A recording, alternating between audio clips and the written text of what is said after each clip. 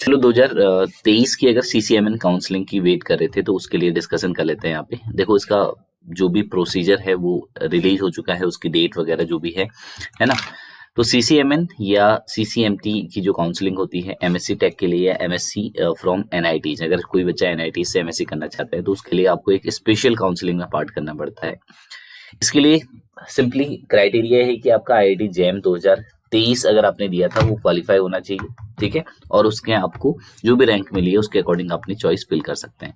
तो रजिस्ट्रेशन का लिंक तुम्हें दिख रहा होगा, ऑनलाइन आप रजिस्ट्रेशन कर सकते हो। यहाँ पे अपने आपको सीसीएमएन के लिए अलग से रजिस्ट्रेशन करना पड़ता है, ये मैं पहले ही बता दूं।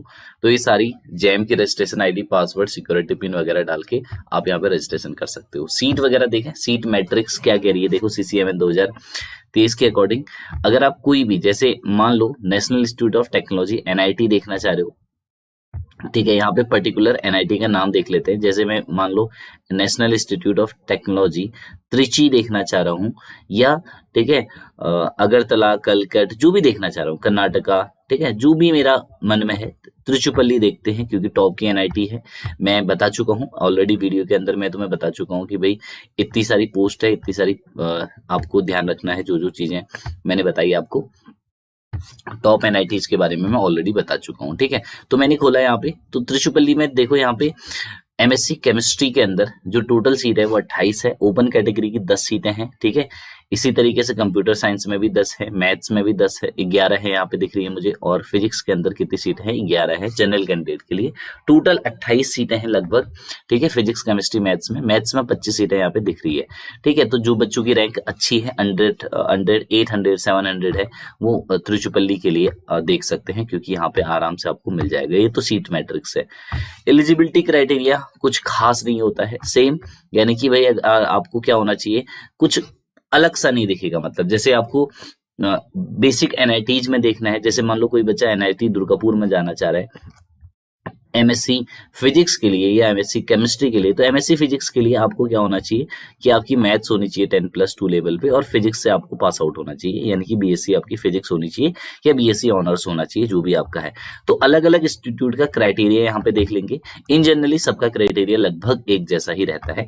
कोई भी डाउट हो बच्चों, नीचे कॉमेंट सेक्शन खुला है आपका, वहां पे आप कर लेंगे, ठीक है।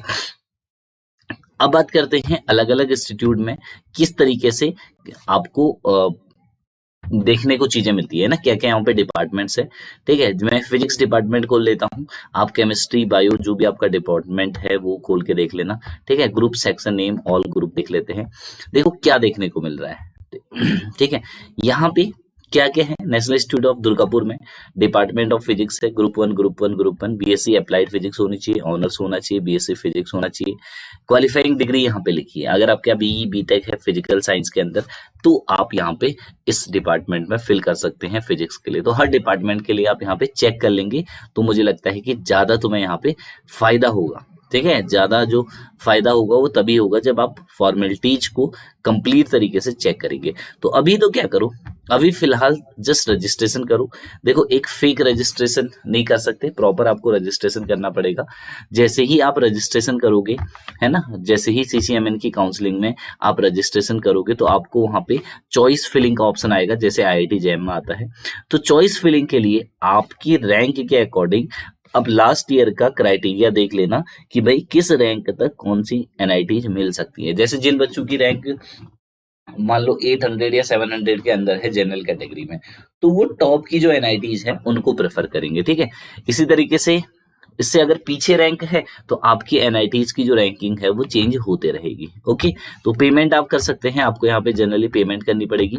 कोई भी इससे रिलेटेड अगर आपको as a new candidate, because you are a new candidate, तो न्यू कैंडिडेट के एज ए आपको लॉग इन करना पड़ेगा पहले, ठीक है। अगर आप न्यू कैंडिडेट है तो यहाँ पे जाइए, एग्री के बटन में आपने एग्री किया, कैंडिडेट नेम, जैम का जब आपने पेपर दिया था कितने मार्क्स आए थे ये आप यहाँ पे एंटर करोगे तो सारी चीजें आपको निकल के आ जाएंगी। उसी अकॉर्डिंगली आप अपना क्या करेंगे, जो चॉइस है फिलिंग की वो चूज करेंगे।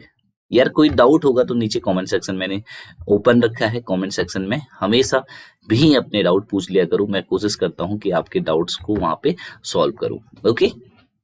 तो अभी फिलहाल के लिए तो यही है पब्लिक नोटिफिकेशन, और इसके